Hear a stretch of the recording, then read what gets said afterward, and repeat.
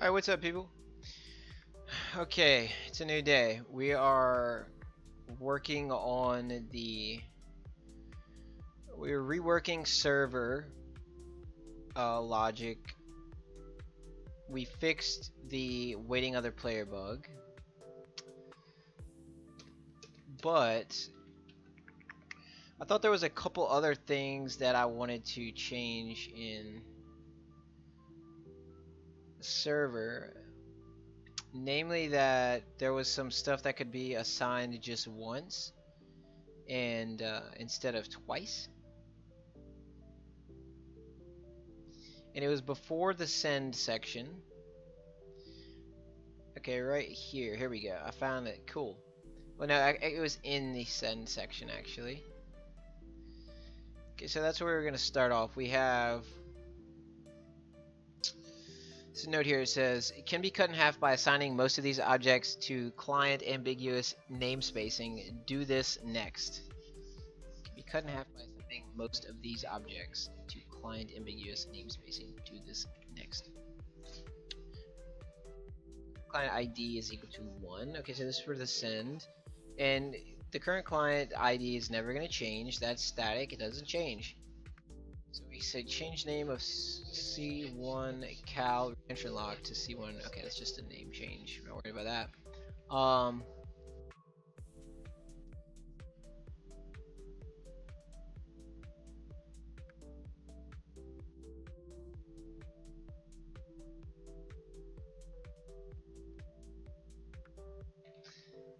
Yeah, see, like this calloc.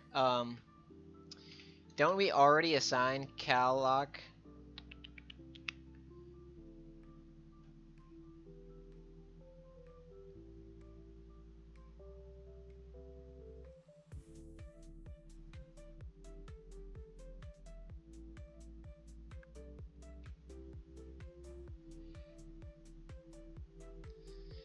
Yeah, so this could literally be cut in half. We would just say calloc, and then this would just be change attribute list.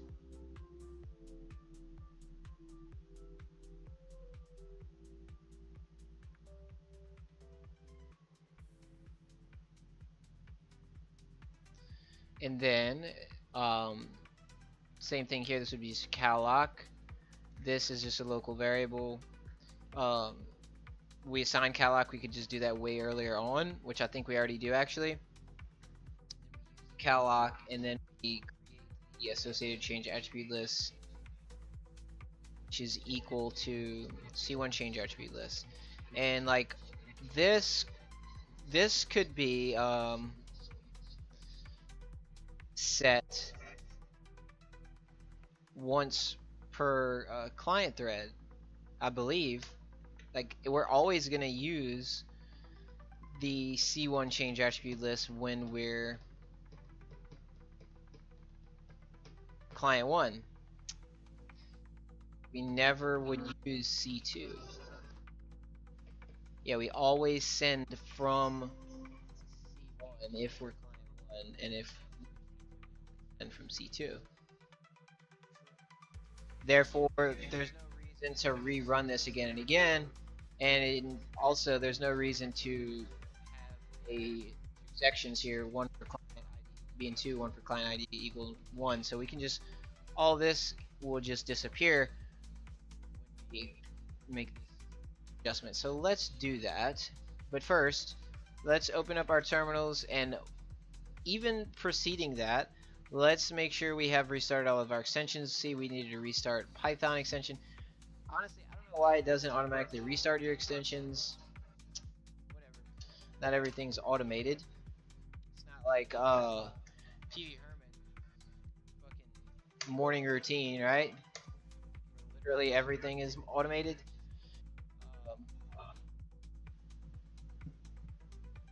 So anyway, forgot to post a stream, and I am tired, boys. I worked my ass off today. It's my second day back. My back is not feeling great, but I mean, I made it through the day. Went donated plasma, blah blah blah blah, voted, all that stuff, and then came home. Fucking day just like flew by. I don't know how it's already like 5:30, whatever. And I did go to the gym. Yeah, I went to the gym as well. I didn't go to the gym that long, but I guess it was longer than I thought. So, alright, so it's working. My stream looks like it's working, and I always have my eyes closed whenever I see it. The way the camera is. I should move my webcam. Anyway, back to it. Alright, so this line also, and I don't want to make any dumb decisions, but first off, and this is going to be a wise decision, we're going to run the client first, the server and the two clients rather, and we're going to where are we at here, boys? Okay. And we're going to ensure that everything's working as it usually does, for the most part, when it's not bugged.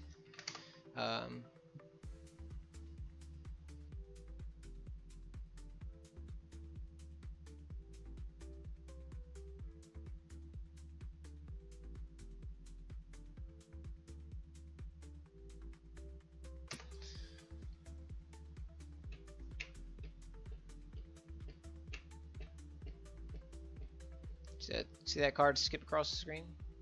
Where does it come from? Where does it go? I don't know.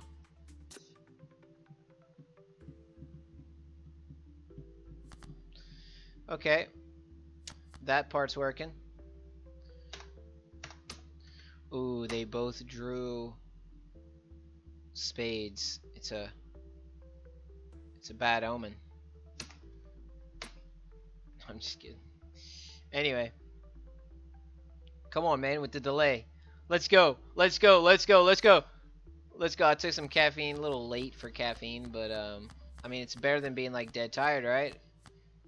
I might not be able to go to sleep on time, therefore I'll be tired again tomorrow, and then I'll just take more caffeine, and you know how it is.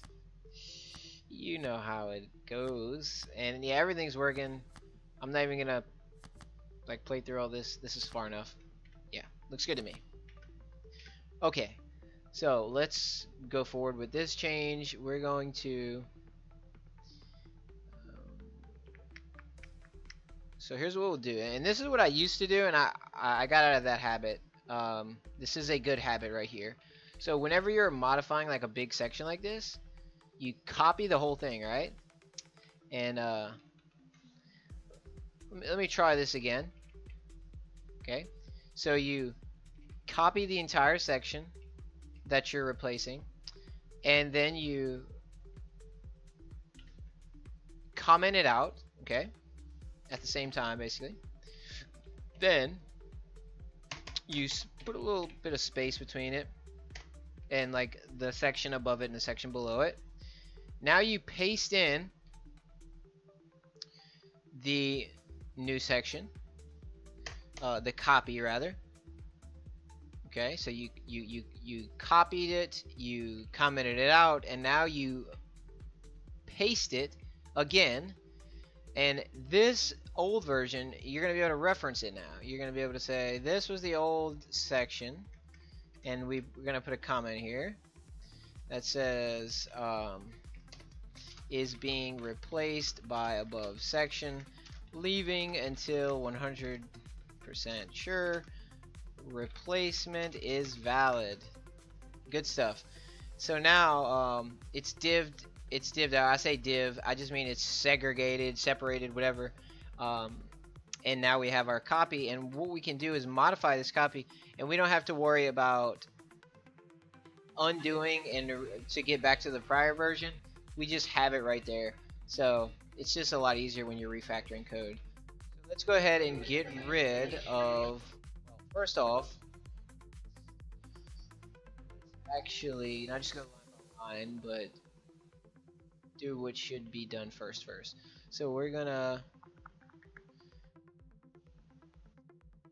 I think the first thing would be cal lock. So let's do Control F, and let me mark my line. Is that line 7? Okay. And now in this file we're gonna search for cal lock. And let's see where it exists. Okay, so we don't assign that. Let's just go to this top section where I know the while loop here. Okay, so this is where we assign all this preliminary stuff that we don't need to. Again, we can only assign it once. We have the con lock, but we don't assign the cal lock. So that's what we're gonna do here. We're going to go for client num equal to 1. We're gonna make it so that our cal lock is assigned up there.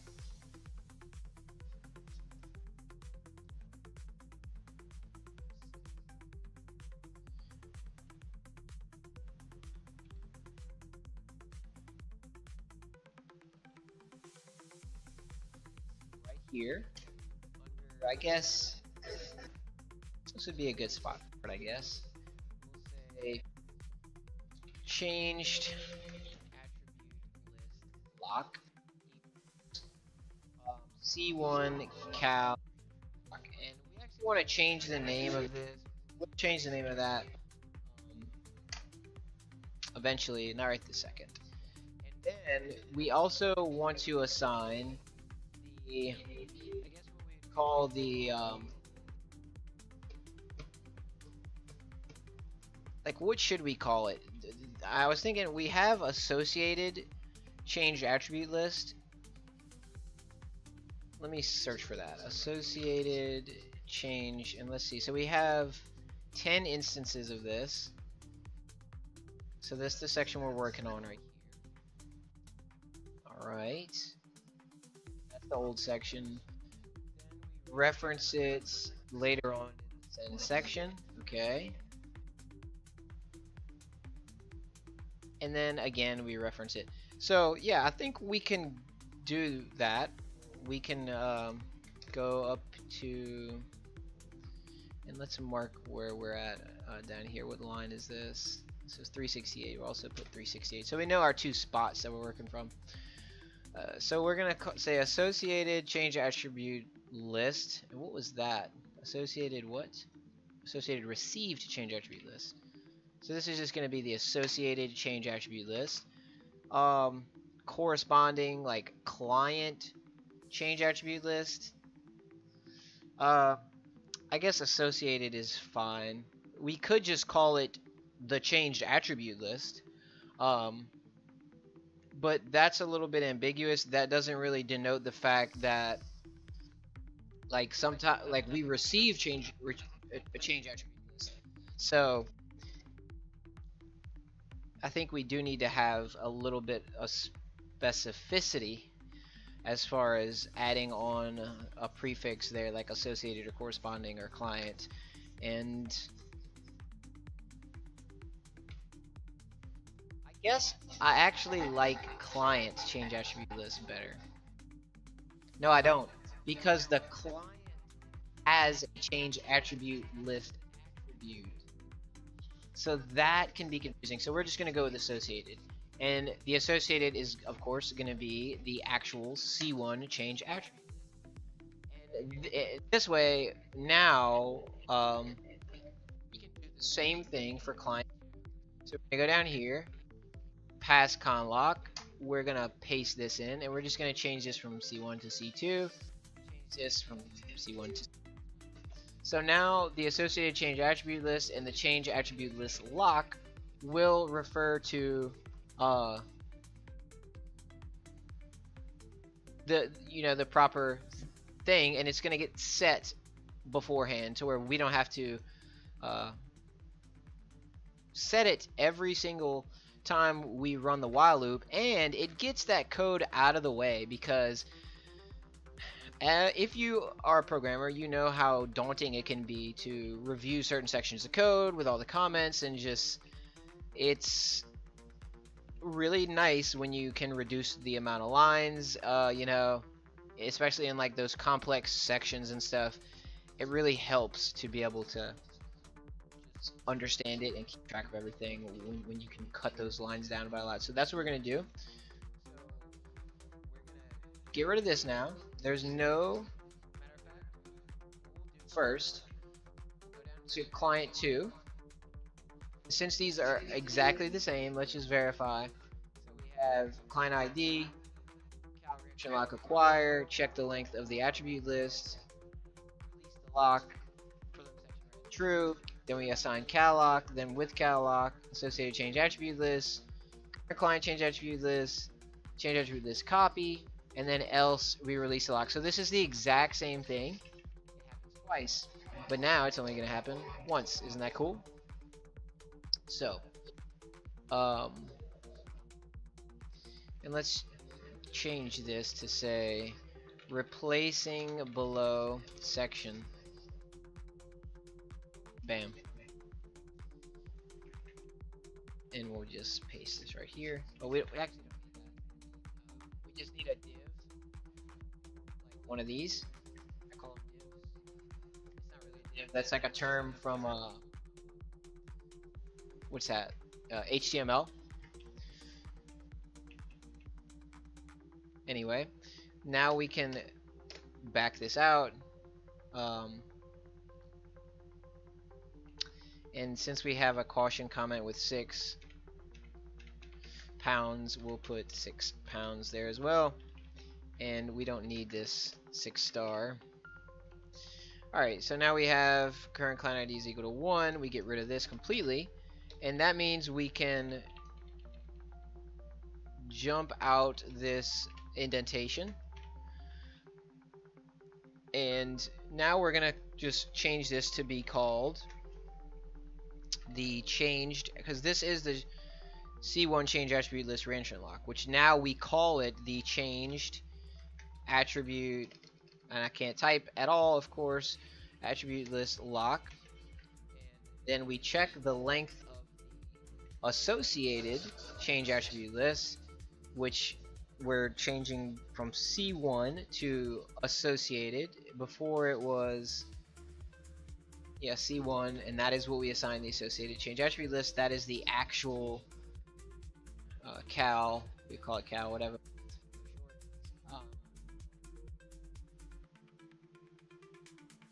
That's right code. It'll work for both client 1 and client 2. And then we have attribute list lock.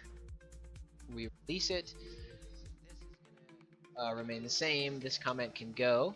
Now we have cal lock. That's already been assigned up top, so we can get rid of this. Comment added. Can't use cal lock list function here because it only works for lists. Okay. Yeah, I don't even need that comment. With cal lock, so this is with the change attribute list lock. So this is the same thing. Yeah, it's the same thing. With change attribute list lock. Verify this lock is imported to the function. Avoids race conditions since this is accessed multi-thread. Okay, and right, get rid of that comment and get rid of this. This equals C1 change attribute list. Goodbye. We have current client change attribute list. C1 change attribute list copy. Now,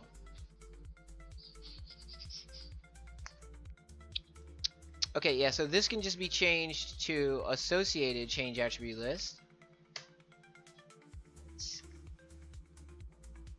Yeah, so current client change attribute list equals associated change attribute list copy, which is good.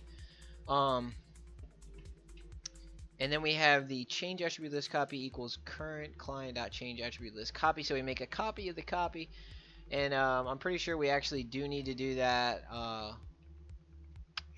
I'm sure there's a 10 out of 10 programmer that would be like, why the fuck did you do that? There's a way better way to do that. Anyway, since I'm a 5 out of 10 programmer and I don't have a 10 out of 10 to tell me what to do, I'm just gonna go ahead and act like I know what I'm doing here and pretend like that code is the shit. So else C1 cal reentrant lock, this is just gonna be changed to change attribute list lock, and I like that name a lot better. This looks so much better. Just, man, this compared to what it was is just 10 times better, dude. We actually don't need that comment.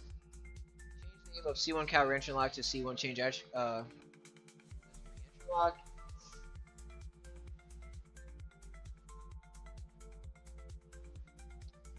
Yeah, I think I actually want to do that. I think I'm gonna do it.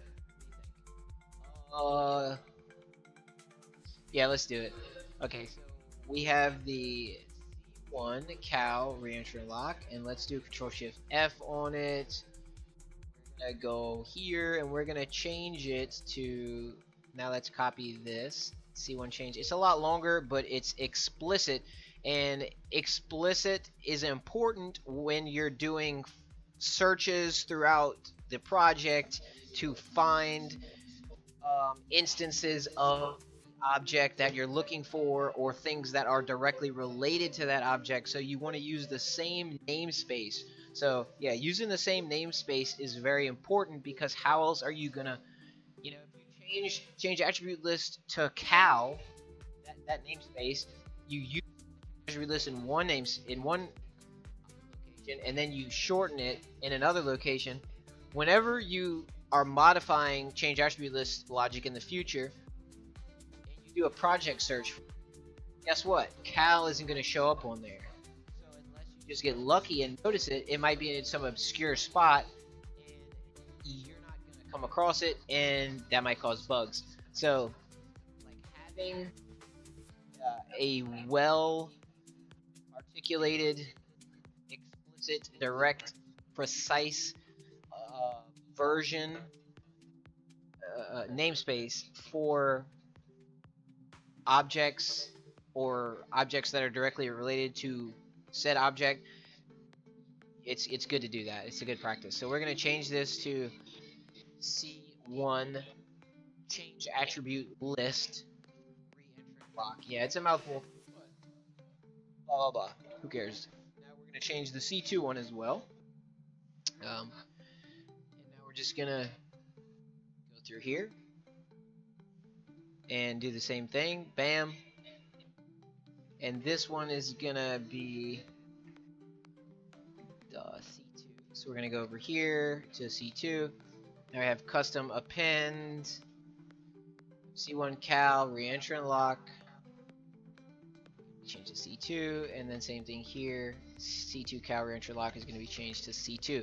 And I say everything, and I look at it. It helps me to make sure what I'm doing is right, and that I'm not just skimming over it. When I code in silence, I don't actually read what I'm doing. I kind of go into like auto mode, and my brain goes into relax mode.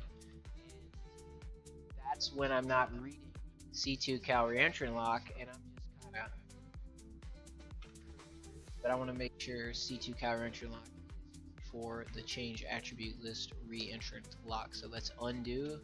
So C1 cal reentrant lock gets changed to C1 change attribute list reentrant lock, and C2 cal reentrant lock gets changed to C2 change attribute list reentrant lock.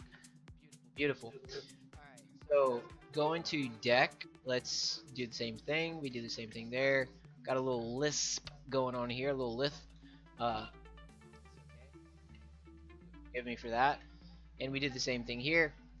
C1 cal reentrant lock and C2 cal reentrant lock get changed to C1 change attribute list reentrant lock and C2 change attribute list reentrant game. Thing here over and over. Look funny. I don't know. It's just really long namespace. Alright, same thing here. C1 cal reentrant lock, C2 cal reentrant lock gets changed to C1 change attribute list reentrant lock, C2 change. 5 times. Right, and I don't want to say it anymore because this is the exact same code. It's just redundant at this point. Making sure I'm changing my 1 and 2 because that's very important. Stuff like this. If you paste in the C1, like I pasted that in, that's correct. But then I paste that one in, it's not correct. It needs to be changed to C2. It's very easy to look over that sort of thing.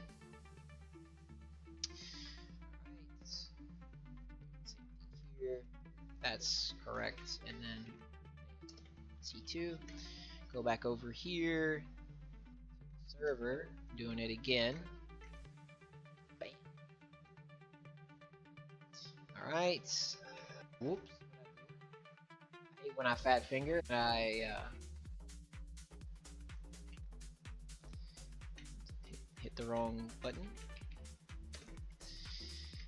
Man, I gotta use the bathroom, but I'm kind of in the zone right now. I don't want to stop. Yeah. All right, so we did that, okay, dudes? We did that. Um, but we need to be diligent and search for. Wait, what happened? Change the name of C1 Cal Rancher Unlock. Okay, yeah, that got moved.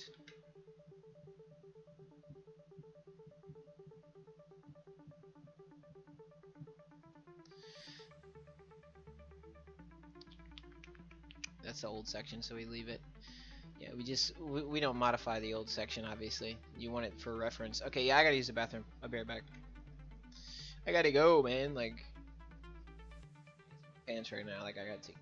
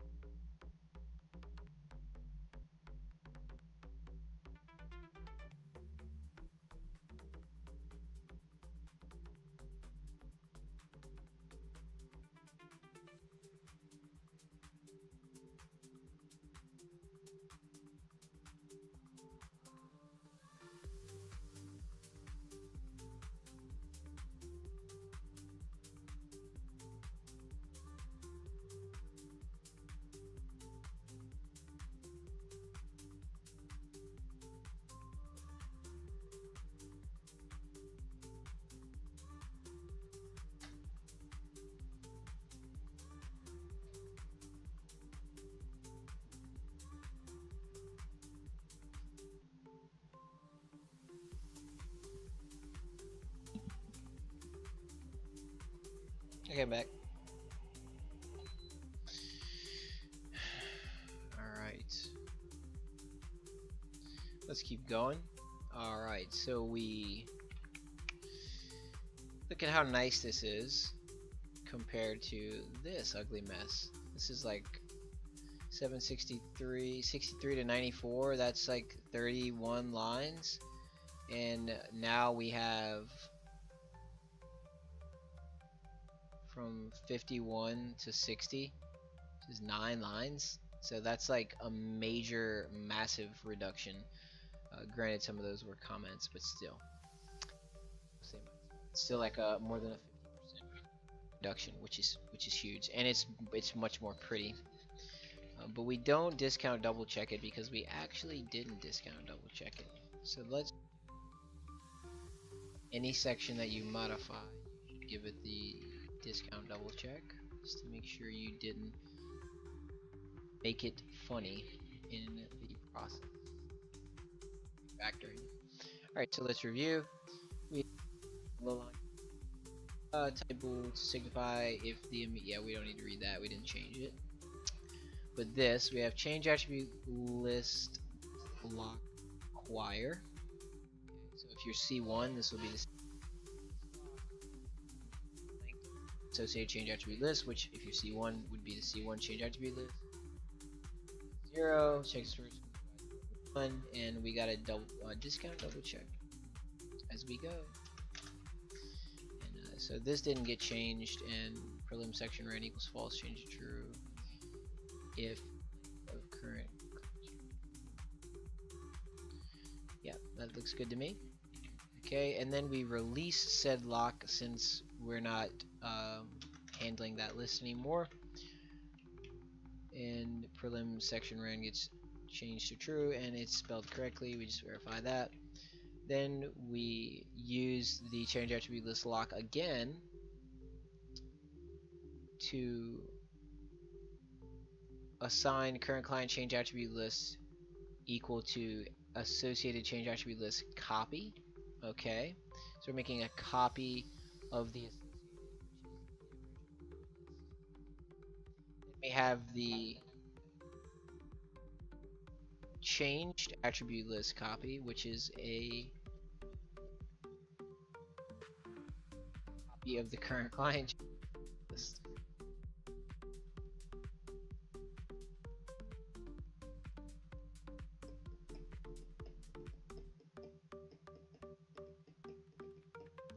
And I was thinking I could rename that, but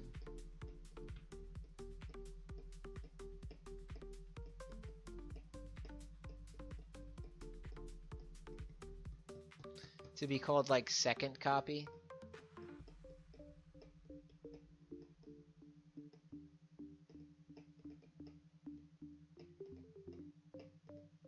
Or change attribute list copy of copy. I think I want to do that. So we're going to find all these and we're going to change it to this, but we're going to add copy of copy to it. Because that is this part is confusing.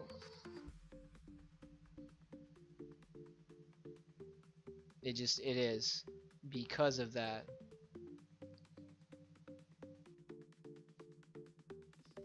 A new copy. So this is another like we do it again. We iterate through a copy of the copy.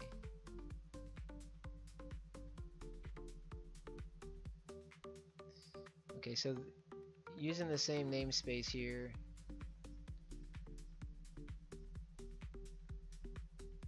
Yeah, we get a copy of it again, which is why we have it.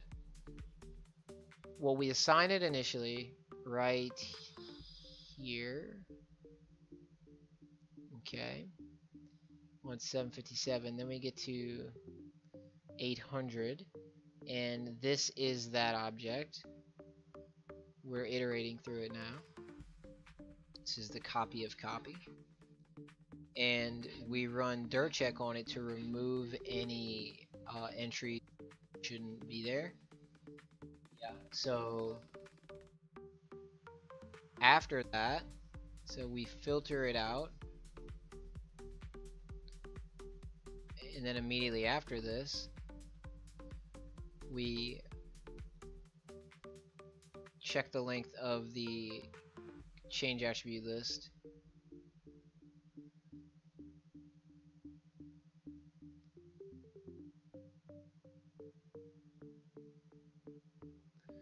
Wait a second.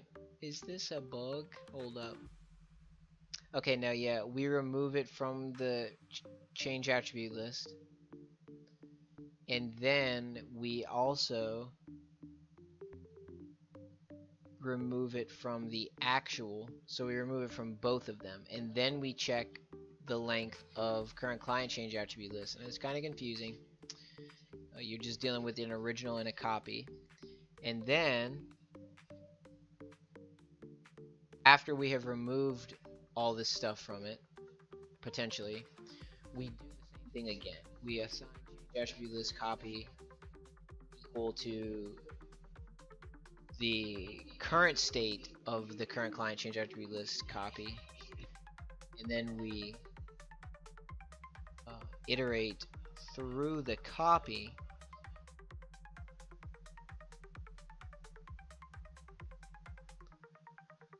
But I'm like,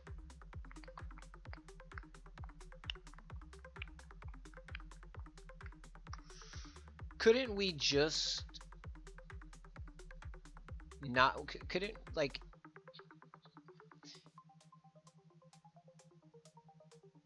couldn't we just say for toop in current client dot change attribute list dot copy?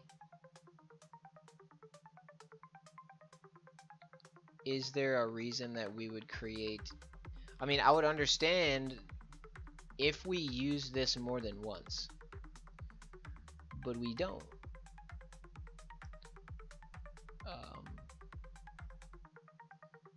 Yeah, we don't.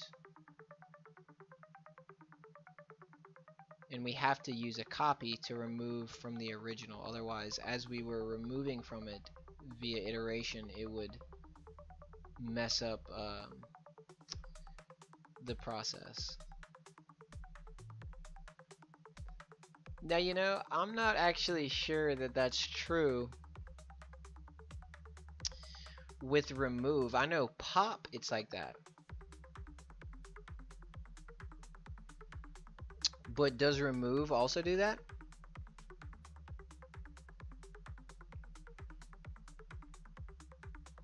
You feel what I'm saying here? Like, let's check this out real quick. So we're gonna go to test reminders. We'll move this bad boy. This might actually be something new that I learned that's worth knowing. And we're gonna create a list that has just 1, 2, and 3 in it. And then we're gonna say for x and L,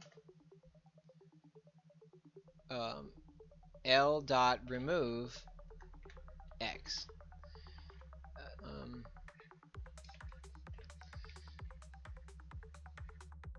And then we're gonna print L.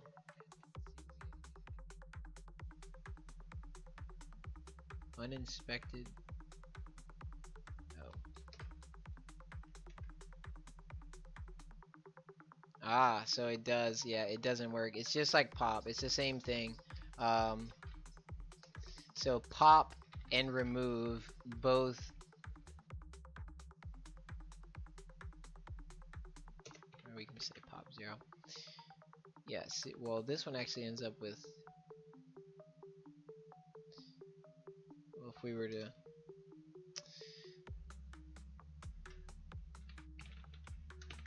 L dot index of x. It's technically what we would be doing. So yeah. So then we get the same thing. So L pop L dot index of x is the same thing as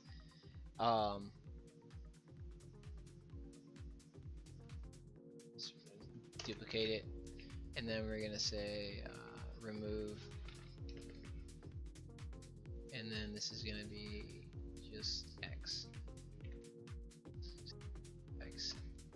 Okay. Yeah, so they're exactly the same.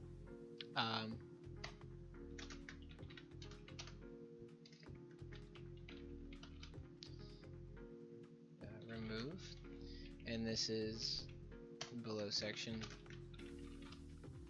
is pop, and they both react the same. So this pop versus remove iteration copy error remove skipped iteration rule. I don't know what to call that. It's not a very good name, but whatever. So now let's see, pop versus remove skipped iteration rule, and say reminder that both pop and act the same in errantly skipping over elements in a list, iterating through them. Yeah, so they're the same essentially.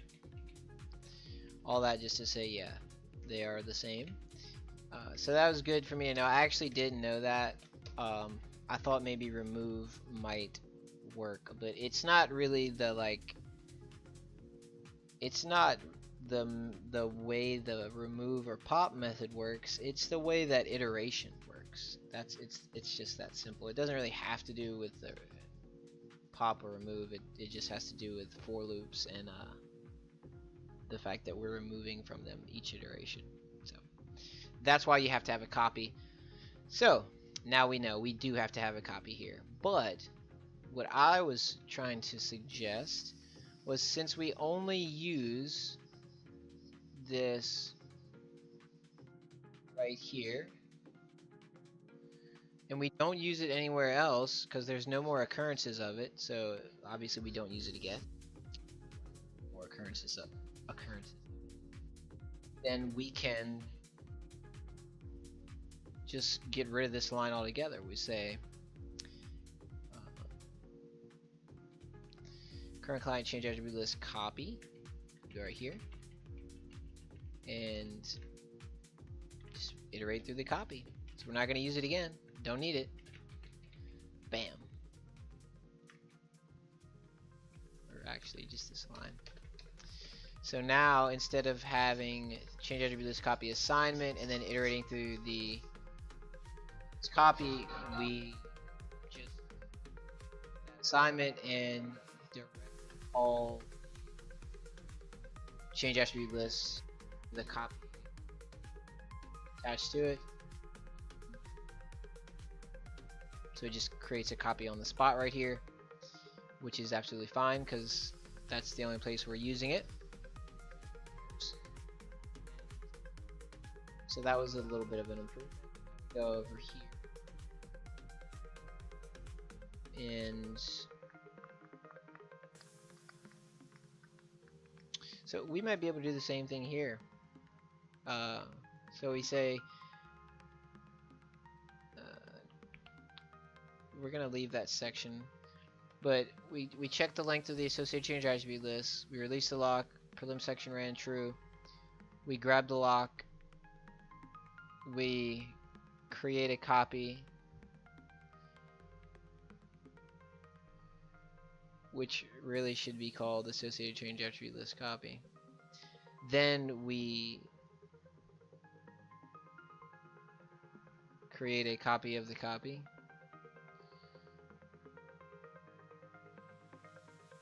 I'm not sure we necessarily need to do that. Do we need a copy of the copy?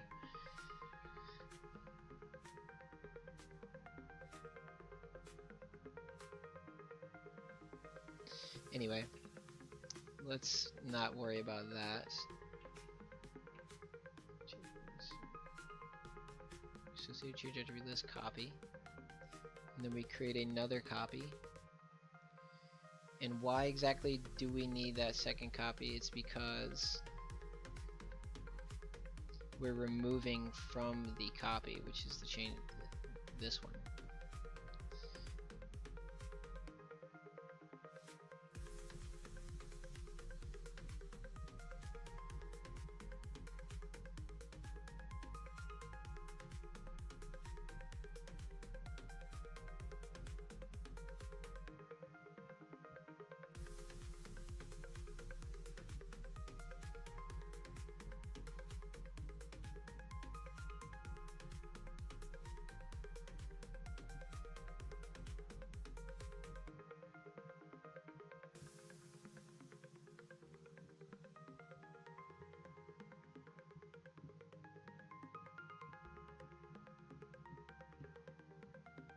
I'm seeing how I could improve this though.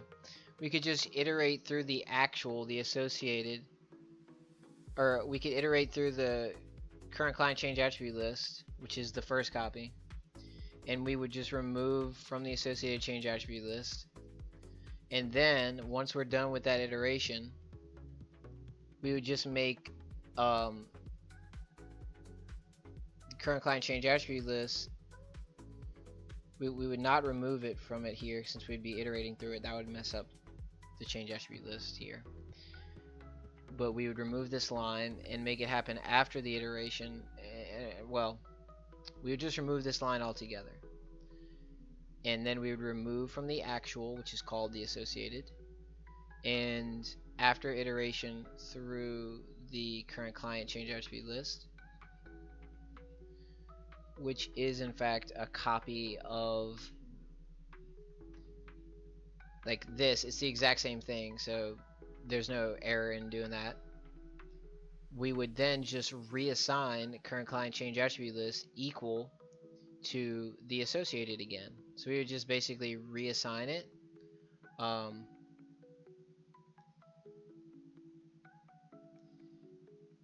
Now you might say that might not be as performant.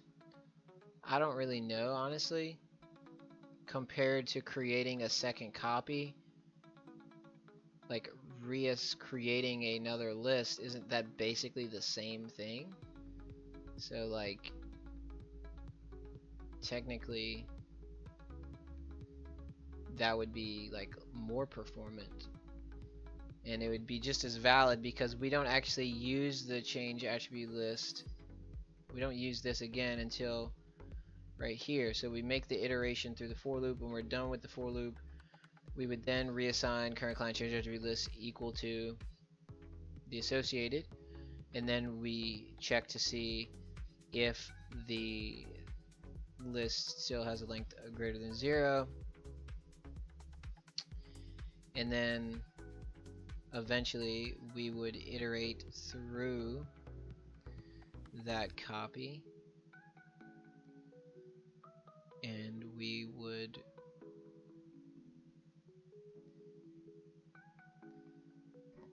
remove, so we do the same thing here.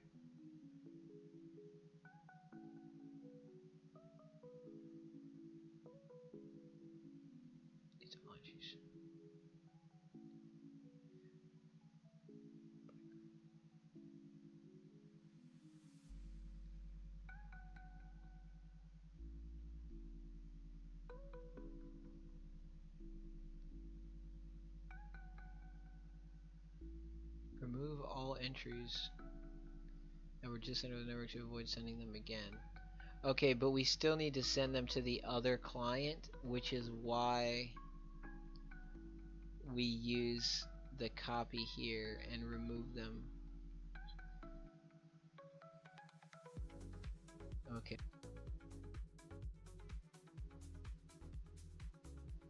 And that's fine.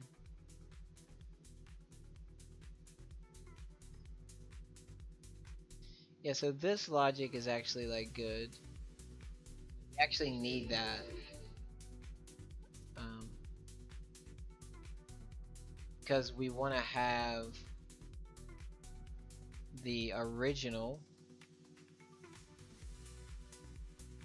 Oh wait, hold up. Okay, no, yeah, we can't use the original because we're removing from the original, and we can't use the current client dot change attribute list because that one is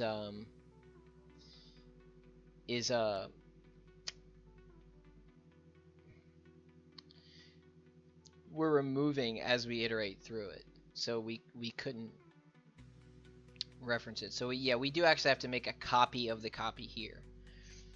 But this other part that precedes it, we don't actually have to do that. We can just say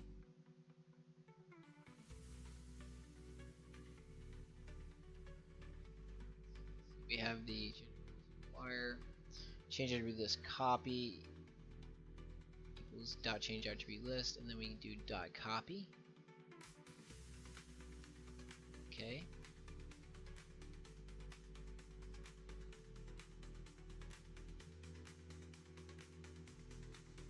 And then we, stupid mouse, scroll wheel doesn't work. Then we say for to in change attribute list copy. But we don't actually like,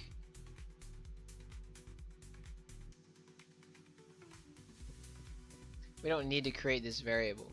We can just do what we did in this other section that we just modified below it, where we would instead, like, we don't assign this at all. We would just copy this copy and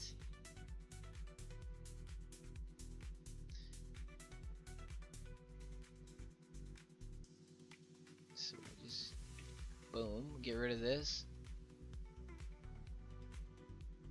Bam. So this is the current client change attribute list copy. Okay.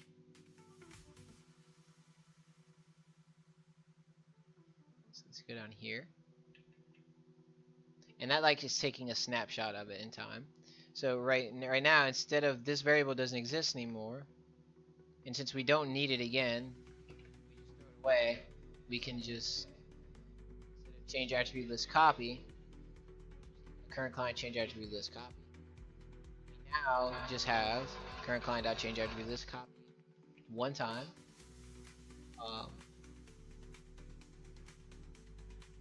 Yeah. Now we remove from dot changed. We also remove from tool, so we remove from the copy and the actual, and then we check the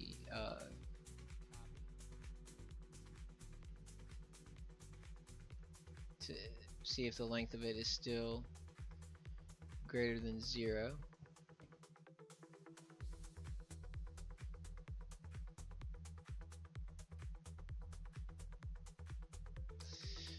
But I'm like, wait a second, I think I can improve this even more. Namely, the fact that we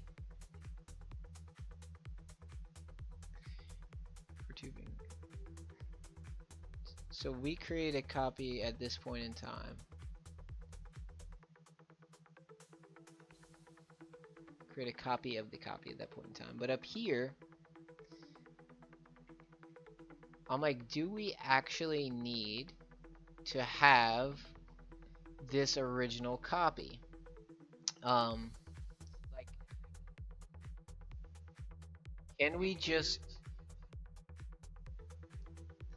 can we just get rid of these two lines? All we're doing, we're checking the length of the actual change attribute list, right? Okay. So if it's greater than 0, we move forward. So let's just run with that logic. So if it's populated, prelim section gets changed to true. Okay, easy. Then we go here. If it is populated, we would then say for tube in, and we create a copy. And the reason we create a copy is because we're gonna remove from the actual right here. And since we're removing everything from the copy, because that's what this is right here, the dot change attribute list, the dot cal, which call it dot cal. The copy is the dot cal. So if we're moving from the dot cal, if we're iterating through what is essentially the original, which is the associated change attribute list, it's the same thing. It's just a copy of it. But I'm saying it doesn't need to be a copy of it. It can just be the actual original. We can iterate through the original.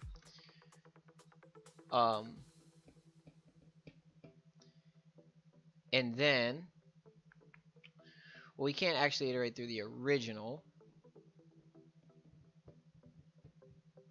because we have to remove from the original.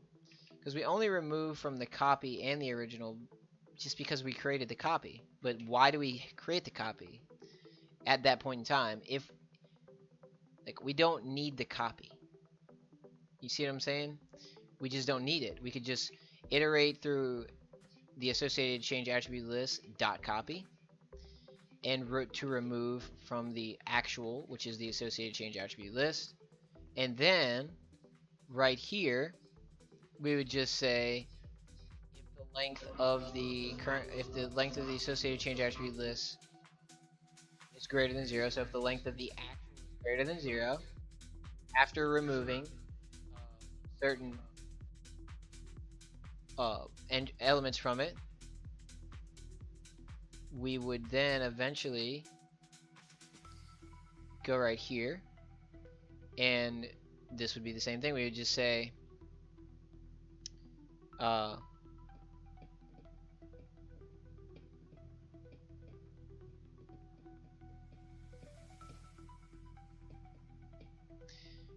for tube in the associated change attribute list copy, and we would remove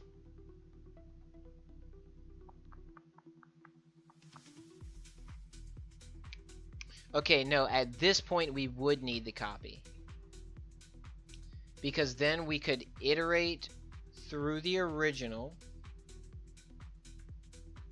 Well, no, because we're removing from the original. We could iterate through a copy of the original.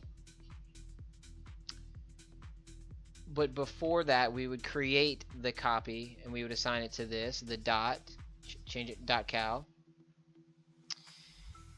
Iterate through the actual .copy, removing from the actual, and also removing from the .cal.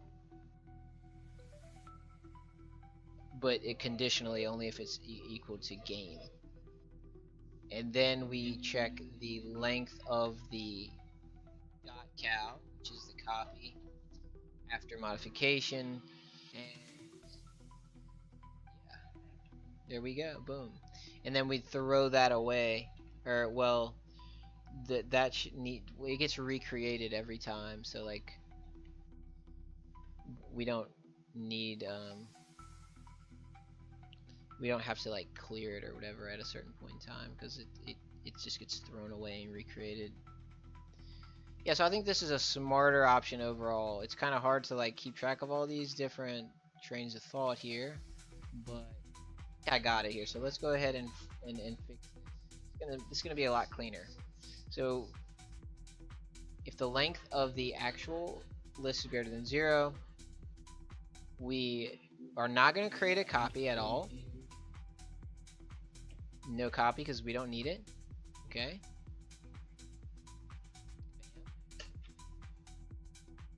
And we say prelim section ran equals true. We have else. Change it to this lock release. Okay. Then, honestly, I'm just gonna get rid of this because I know that old code is junk. Get rid of it. I don't want to see it. And you know what I actually do? Let's copy it. And what I really do, well, I got away from this. This is another good habit that I let go of. Is I have a file called I deleted that file. Really? I really deleted that file. I don't know why I deleted that file. So, oops, not text file. New file. And we want it to be a Python file. And we're going to save it as in text, and it's going to be called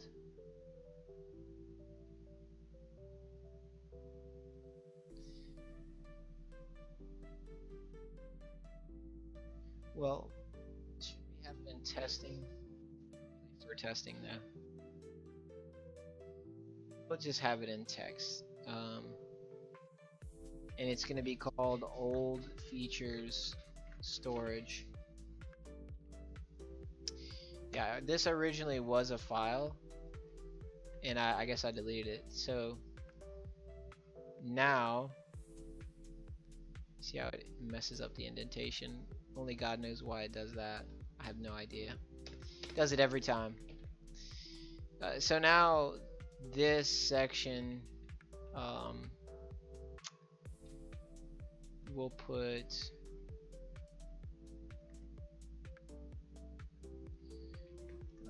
from server pi at line number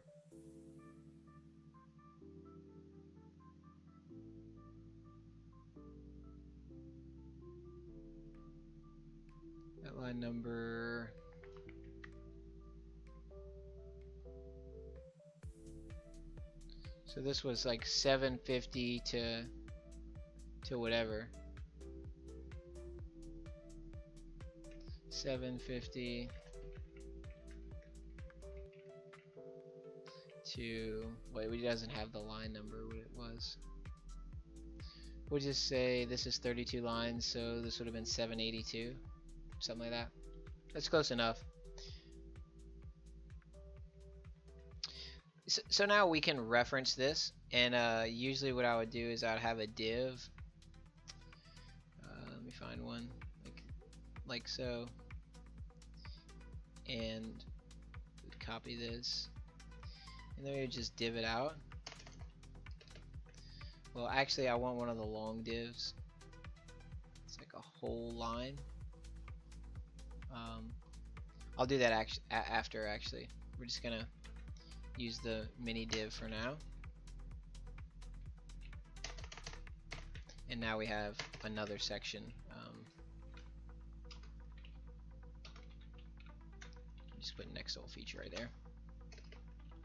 We don't actually run this file, so we can leave it like that. Kind of grabs your attention. Alright, so now if we need to reference that, it still exists, but it exists in a different location. So now we can work without it being like segregated from its, you know, the rest of it. Alright. We actually don't need this. Alright, so ran false, acquire the lock, check the length of the associated change attribute list, release the lock, ran true if length greater than 0, else release the lock anyway if prelim true, iterate through this copy which doesn't actually exist anymore. We're just now going to iterate through associated change attribute list copy, iterates through the copied, and you always check your comments too, because the code you have to comment if iterates through the copied associated change attribute list, associated change attribute list, calling dir check each element to determine whether the data should be sent or removed. What the fuck? Bro, my phone has never made this noise ever. What? Anyway. Okay, so now we have iteration through the associated change attribute list copy, and we don't need this separated anymore. We can leave that one, I guess. Whatever makes sense. Okay, so then we iterate through the copy, and we are going to remove from the copy, but we don't have that anymore. So now we just bam. And this is showing that calloc is not assigned, right, because it's been changed to change attribute list lock. So we changed calloc to change attribute list lock. We removed this, which removed it from that copy, because we don't use that anymore right here because it's not necessary. And we're going to remove from the actual, so we're iterating through the copy, removing from the actual. Easy money. Then if we can get rid of that, we don't need it. And then we have if length of current client change attribute list, which that doesn't exist anymore. What we really are asking is, what did actually change? When you do an action but nothing actually got changed, why can I hit Control Y but nothing is actually changed? So whatever. Alright, so we're gonna change this to check the length of the actual associated change attribute list. So we check the length.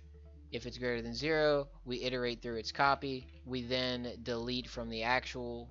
As we iterate, we then check the length of the original. See how simple that is? Again, very simple. And then we go down here. And you know what? See this section right here, this if else? I'm pretty sure we could do the same thing that we just did with this section, where we only have one with client ambiguous namespace variable assignment, which is done beforehand in that preliminary section before the main while loop starts. And just run this once. instead of twice. Like the sent data storage dict.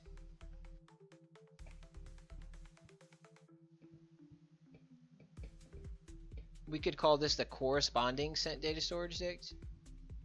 And if the current client ID is 1, it would be C1 to C1, and then if it's client 2, it would be C2 to C2. And the same thing for the send ID, we could call it the corresponding send ID.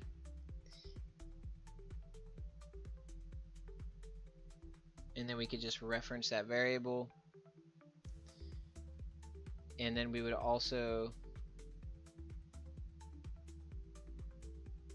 well, we would have to check the client though for the send ID, because we have to increment the actual object. We can't increment a reference to it. But I mean, that would still reduce the lines by a lot. And then we have pre-serialized data. We would just, this would be the client ID. So if it's 1, it would be 1. If it's client 2, it would be 2. Then the send ID would be assigned, and then the current client change attribute list would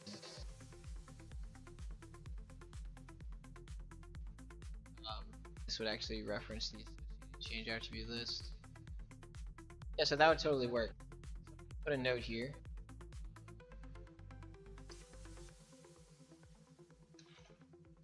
Below section. We're gonna call this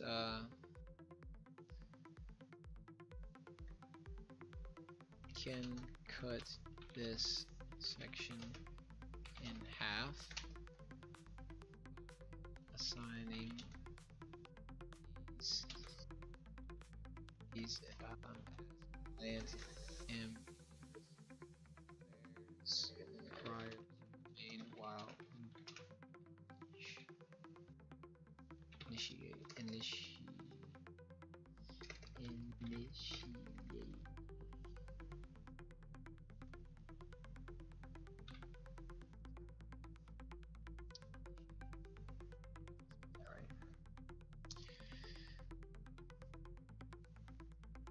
And we'll put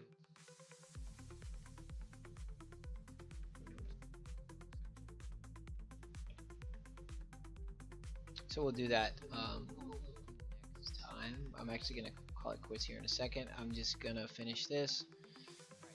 Back to what we're doing. We're iterating through. We remove from the actual, and then we check to see if the length of the actual still is greater than 0 after iterating through it. Then we run this code here, and then eventually we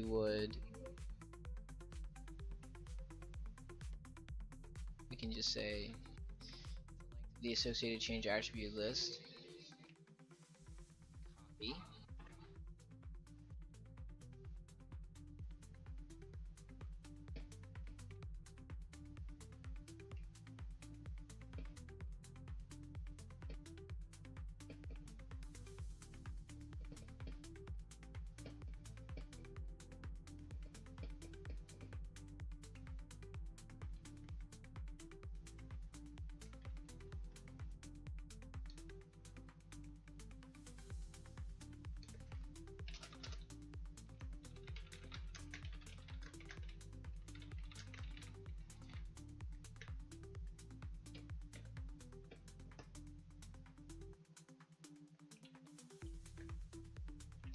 So at this point though, we do need, since we remove from the actual, and this is now the changed attribute list lock,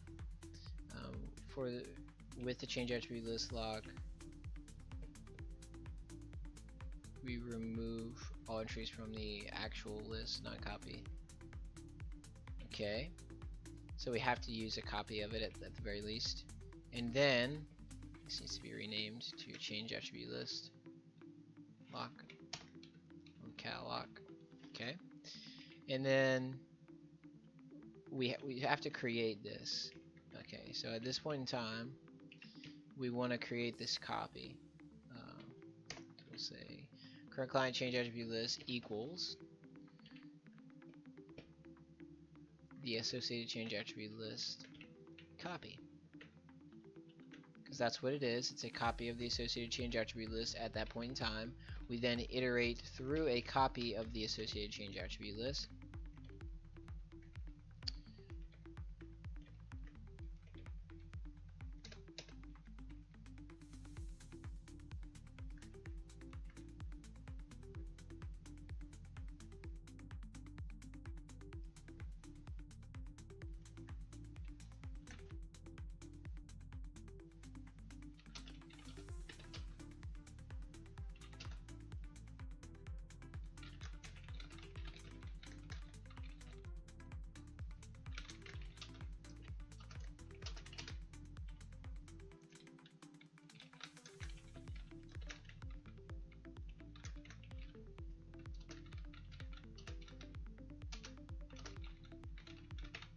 So then I need an independent copy, right? So we create a copy which is assigned to current client change attribute list. Then we iterate through another copy, and it's just simpler though than the way that we like have the namespacing and everything. We iterate through a copy of this. That's what I use. Blah blah blah. All right. We grab the lock and we remove from the actual associated cal. And if 2.1 is game, we would remove the copy of the associated or the original before we removed all the entries from it. So we remove all the entries from the original, and then we remove the game entries elements from the copy, which is the current client dot cal. And then we check to see the length of the current client change attribute list.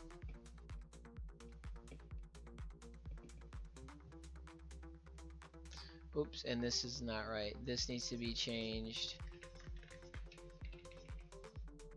to this. So this is going to be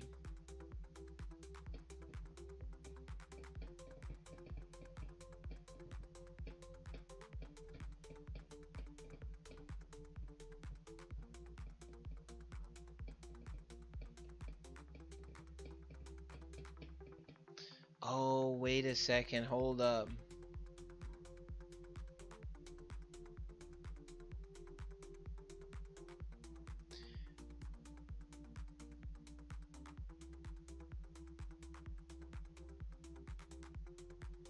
We might actually need the copyright here because so because of the way this works,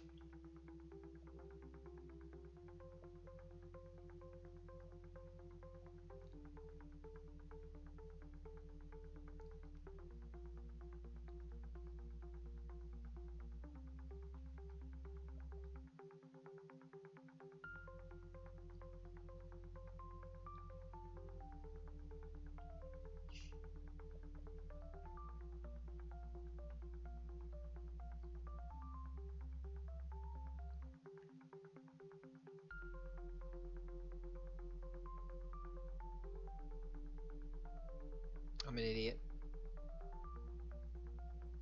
I'm an idiot. I mean, not completely. I was on the right track here, but I just realized because we actually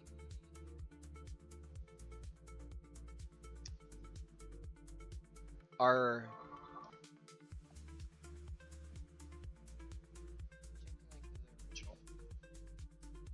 we then iterate through the original. But here's the thing. The original is constantly being added to on the other thread. Well, Is that true actually? Well, yeah, that is true because the main thread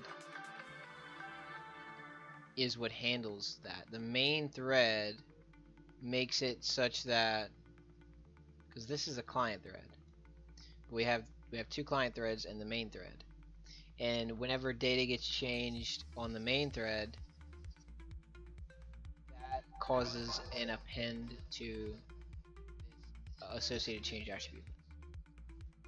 So it is like always changing, and we have to take a snapshot of it. So because if we don't take a snapshot of it, like, we don't really know what's in it. It could be changing as we're dealing with it. We don't really want that, okay? Smart. Something could sneak into it that doesn't need to be in there, get filtered out because it wasn't in there when it happened. So like we have to create that snapshot of it at a certain point in time and then deal with the snapshot instead of the original to make sure it's not morphing as we're expecting it to be static. So for in association, I do this copy that, I think, yeah, right here we actually do need to create the copy. We do. So right here, because if we just iterate through the associated dot copy, but then we remove from the actual,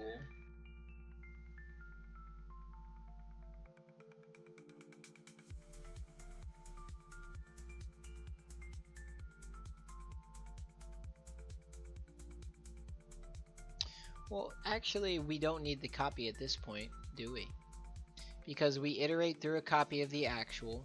Let's say, right, so the length of it is at least 1 at this point in time, okay? Prelim gets changed to true, then we enter into that section. Now we're iterating through a copy of it because we're going to remove from the actual, right? But that's safe, that's fine to do, because like we don't need a copy assigned to a variable. We need a copy, which we do use right here, but we don't need it assigned to a variable at this point because we're only going to remove those entries which are being iterated through that already existed. So the idea that something could sneak in and not get filtered out, well, this is a snapshot of it, and that's what we're iterating through, and we're only removing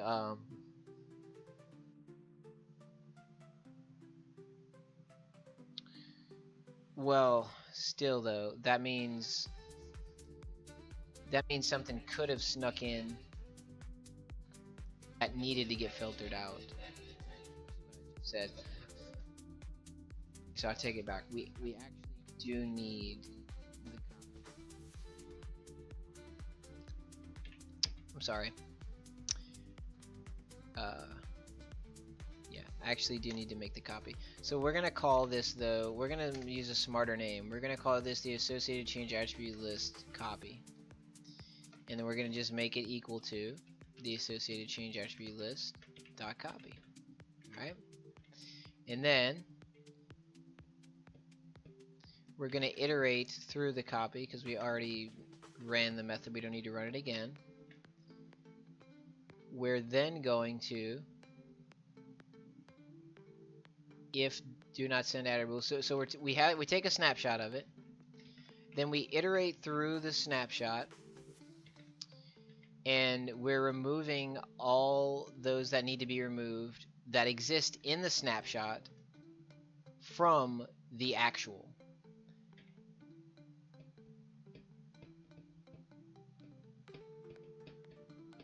And we have to take a snapshot of it right here because we only want to remove ones that need to be removed like that we have taken a snapshot of, because we have to only deal with the snapshot for safety reasons.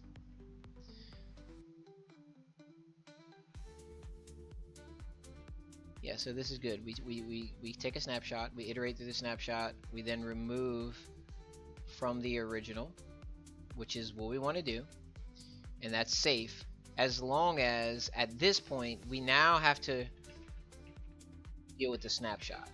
We don't want to just check the length of the associated change attribute list original, because that one might have new data squeezed in between those few lines, but the snapshot will not, because it is a copy, and the copy is new. It doesn't change every time the original changes. It's just a picture of it at that point, at a point in time.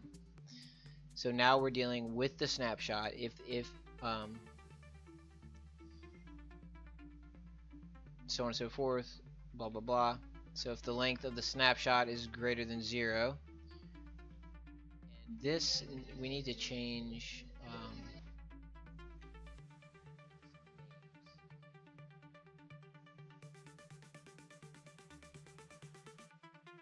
This because see, we're gonna send the snapshot, so this pre-serialized data needs to be changed. We're not gonna use the current client dot change attribute list namespace. We're gonna use associated change attribute list copy. It's more accurate and it's just way simpler. There we go. And then we're also gonna change that here, because this uses that same. Bam.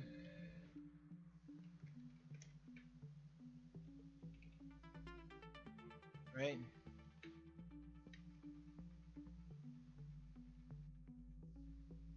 Same thing here.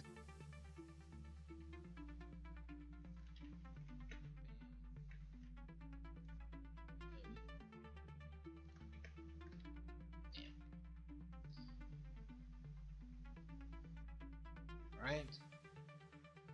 So then we send, or we prepare and then send the snapshot, which is the copy that has been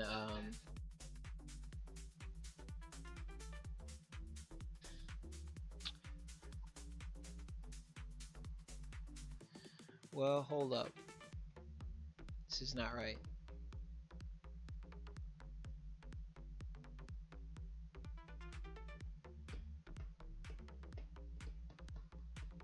Because this part's right. We iterate through a copy of the original, remove from the original, but then that's when we need to create the copy.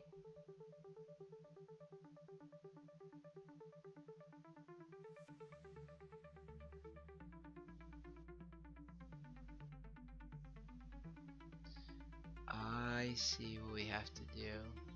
So we have to do the same thing that we do with the other one. We create a we iterate through the dot copy.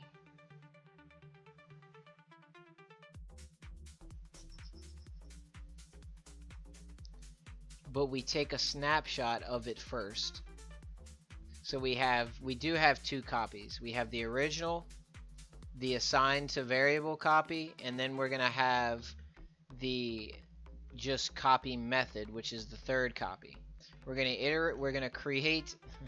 It's complicated. It's not third copy. It's the second copy. Very complicated. It's true.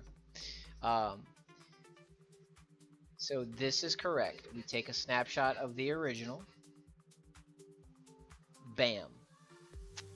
Then we're gonna iterate.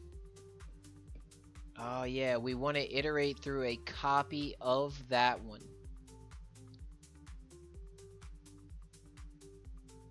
Because we only want to, because we're removing from the original. But if anything got squeezed in, we don't want to just remove it.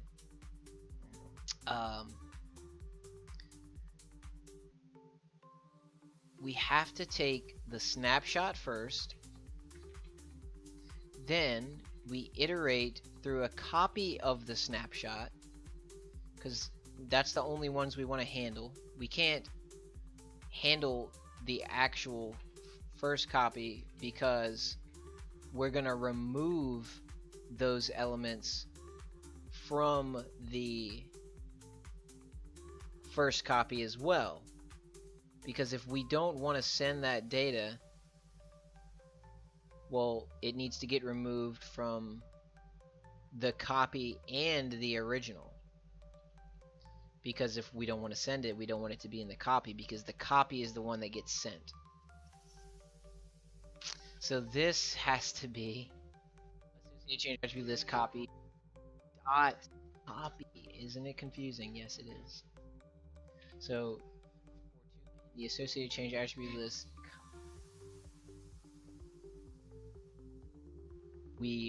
if the do not send adder bool is equal to true, we would then remove the original. But we also need to remove it from the copy. Then we'll say associated change attribute list copy dot remove, and then this is all two. So we're gonna remove that 2 if the current client do not send true. So we don't want to send it. We would remove it from the original using the lock, and then remove it from the copy because it needs to be sent. That copy. Then we check to see if the length of the associated change attribute list copy, which is the first one, still is populated. If it is, then we go ahead and send it. So this just makes sure we did remove all those do not send elements that got removed from the original are also removed from the copy, because yeah, we don't want them to get sent. And then we prepare the data using the first copy,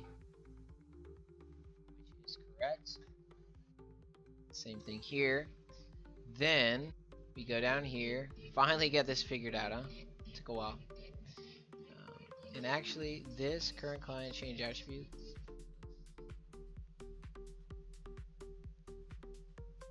I get rid of it.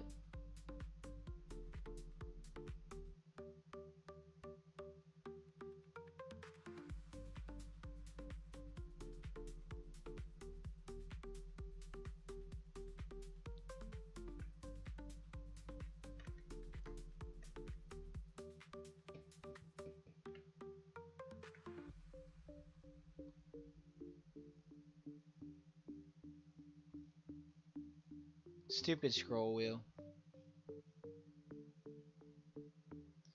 Okay, current client change attribute list. This needs to be changed to be,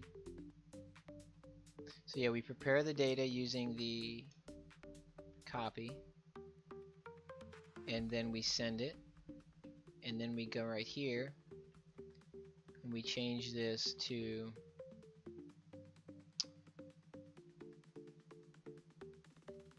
instead of,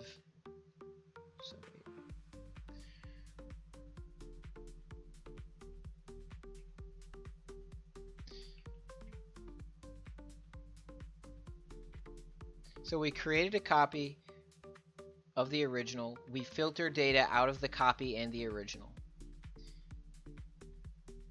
Now we send that data, and then we're assigning this again. But do we need to assign it again? Don't we already have the proper copy? Because then we just say for tube in associated change attribute list copy. But we don't want to actually do this. We want to use a copy of the copy, remember? Because we're going to remove even more from it.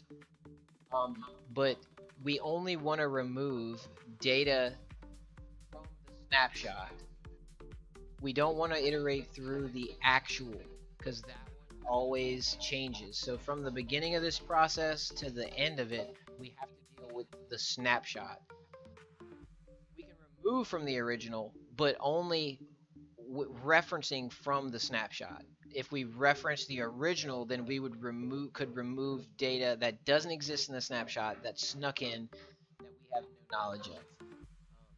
So we don't actually have to run this line again. This already exists. We would just change this for to-been associated change attribute list copy.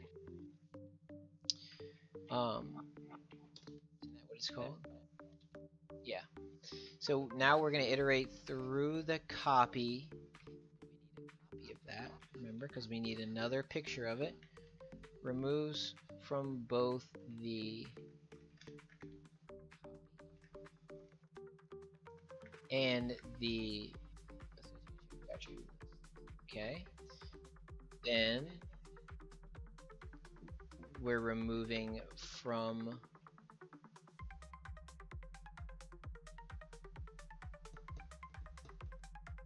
okay, I see. Yeah, we filtered, we removed do not send adders. So we did the same thing, and that we just like this is the second time this happens. First we filter out of the copy and the original do not send adders. Now we're doing the same thing, but it's relative to the original change attribute list. We're removing all of those entries that we took a snapshot of and that are being sent over the network. So that's why we're iterating through the copy, the proper reference, the proper picture we're supposed to be,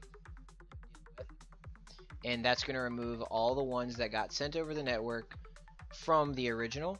And then we're going to check game if any of them are equal to game or are game adders, and in that case we would like to also remove them from the copy, because the copy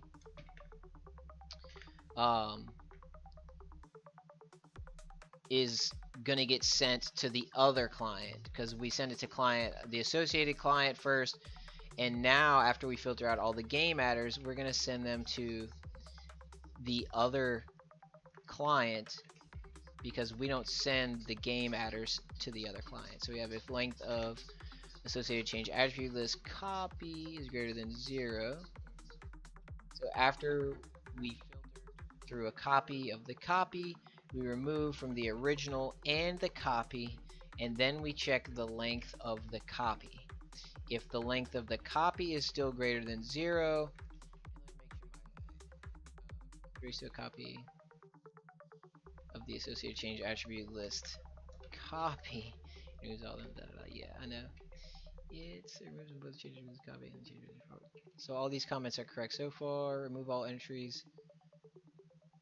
Right, and then we have remove game editors from this list since they're not needed by other clients. Verified. Removes from copy. Yep. Say if length of that copy is greater than 0. We then would change this to be this copy. So this copy is going to be equal to that, because that's what's about to get sent over the network. We just don't use that namespace anymore. And here, bam.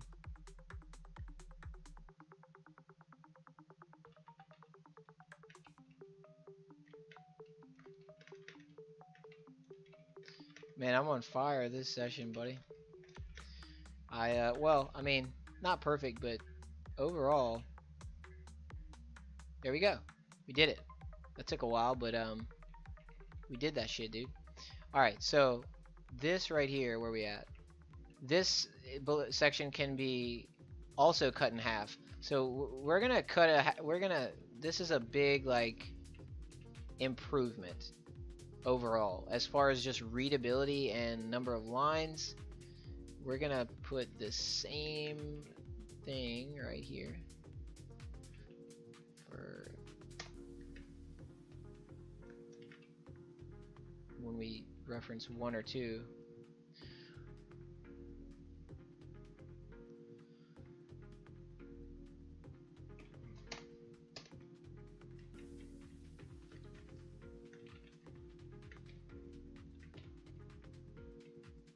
Okay, cool. So now all we need to do is test. Hold up.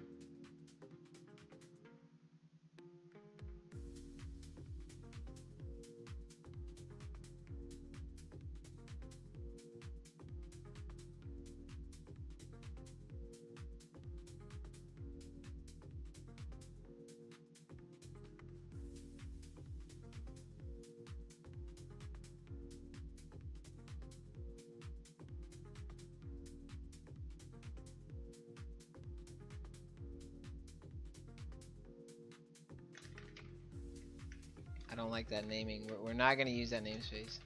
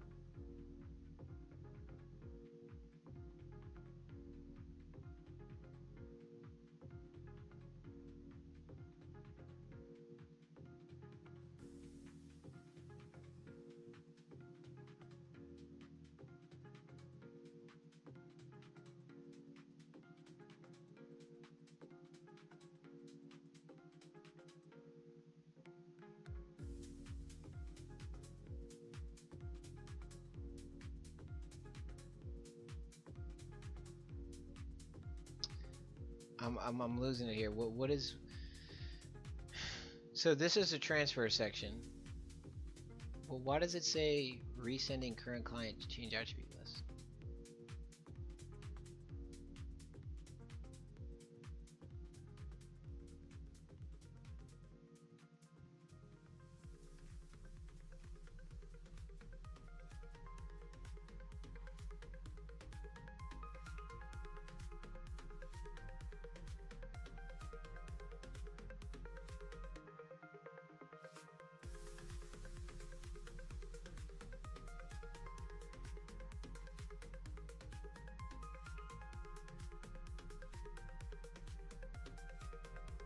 Okay, so we're resending.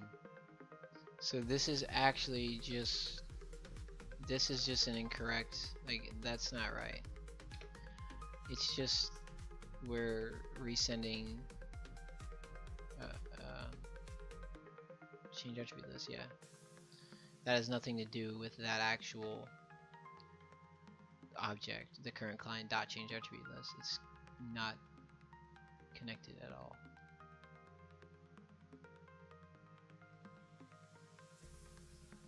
It's alright. So the last one is structured exactly the same as the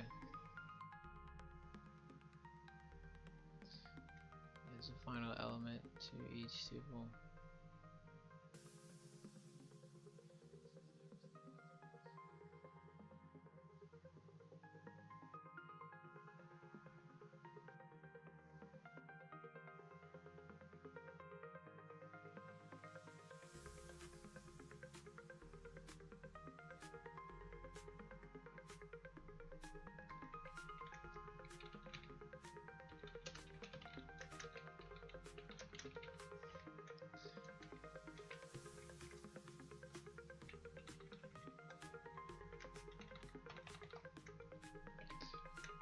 Fair enough.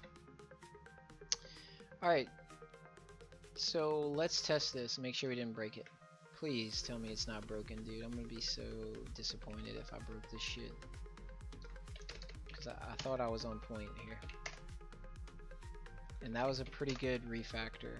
I fucking did something wrong. Okay, here we go.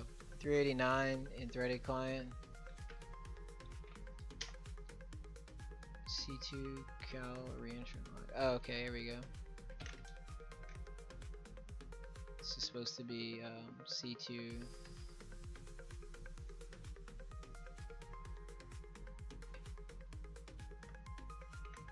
Changed attribute list.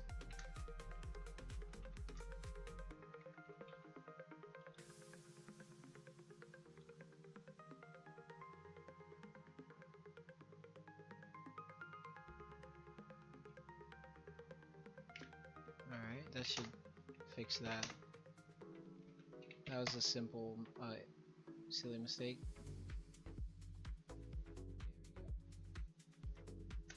Looks like it's working, dude. Looks like it's working. We got the server running, and yeah, it's working. Holy shit, dude. We actually did this, bro. We actually did it. I don't think it's broken, bro. Well, I don't want to speak too soon. I don't want to speak too soon. It's a good sign so far.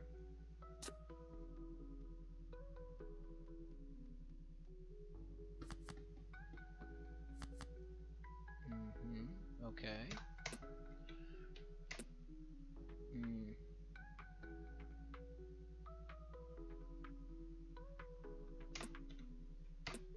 Okay, come on.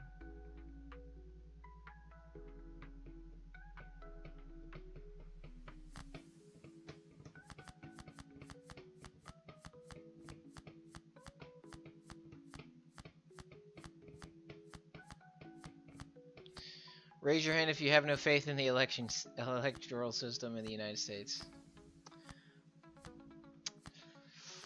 Sorry. No faith. I voted, but when I clicked that button, I didn't get a receipt.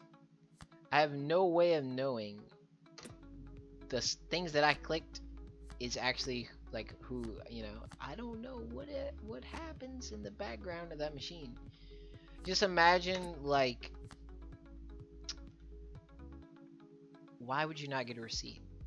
Just think about it.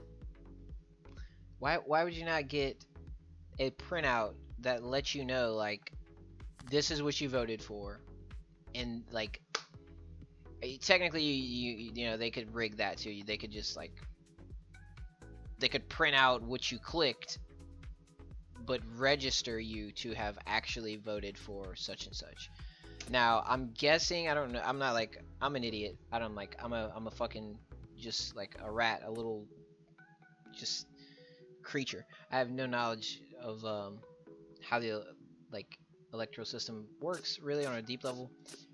I'm pretty sure there's probably a way, like, voter records, where you can, like, go back and look to see who you voted for. Like, it'll be registered after the fact in some database, to where you can go back and see, you know, like, oh shit, I didn't vote for that person, but it says I voted for this person. But then that would be after the fact. It would already be too late. Like, that person would already have won, or whatever, you know. But then you'd be able to report it, and they could recount or whatever. But anyway, long story short, I just would really like it when you voted if you got a receipt, something that lets you know you clicked this, and that, like, that is actually, you got, like, that's where your vote really went. I'm always really skeptical about that sort of stuff. Whatchamacallit said, if we're not on paper ballots, you can never really be sure if it's rigged or not. Like, you could get a flash drive with gigabytes of data and just, you know. Of course it's possible. Does it really happen? I don't know. It's a lot of shady shit that happens. So I don't really have faith in the system. Looks like it's working. Everything's working really good. It's wonderful. I'm really happy with it, actually. We didn't break it. Everything's working, dude. Look at this. Look at all that data. Look at all that data. Ta-da! Get it? Ta-da, data. Anyway. Alright, boys. So I'm done for the day. We did really good. We fixed the section. Next thing we're gonna do is we're gonna fix these little. Let's see, we're gonna find what line it was. Okay, so 808-805. Alright, so now let's go to line 805. And since we verified that that section works, we can delete this from old feature storage. You know what I mean? We don't need to hold on to it since that the new version worked. Hold on to it in the case that we haven't tested yet. But listy. Okay, so we're going to 805, and there's actually this section, this one, so 770 and 805.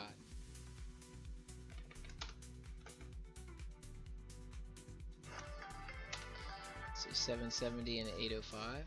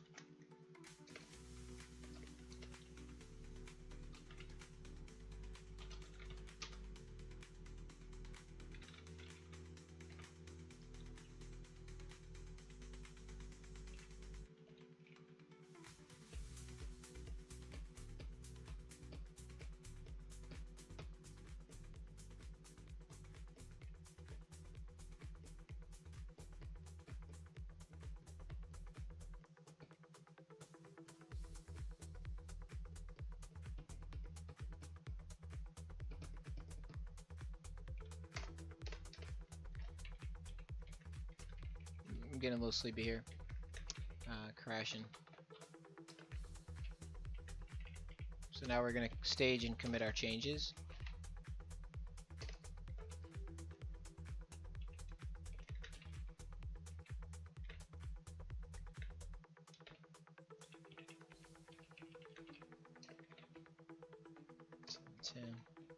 So this is almost exactly 2 hours. Almost exactly 2 hours. Pretty cool. Alright, so now let's cd out to the main root of the project, the root directory. Now we're going to do git branch to make sure we're on the right branch, which we are. So now we're going to do git add to add everything. We can ignore the lf warnings. We're going to do git commit -m. We're going to paste in our devlog, and we committed 90 files changed, 280 insertions, 284 deletions. Now we're going to do git push Canasta secondary, and there we go. We're pushing to the remote repo. There we go. Successfully did that. And to the folder, enter into Canasta. We're gonna back out to the backup, delete the. We're gonna paste in the new one,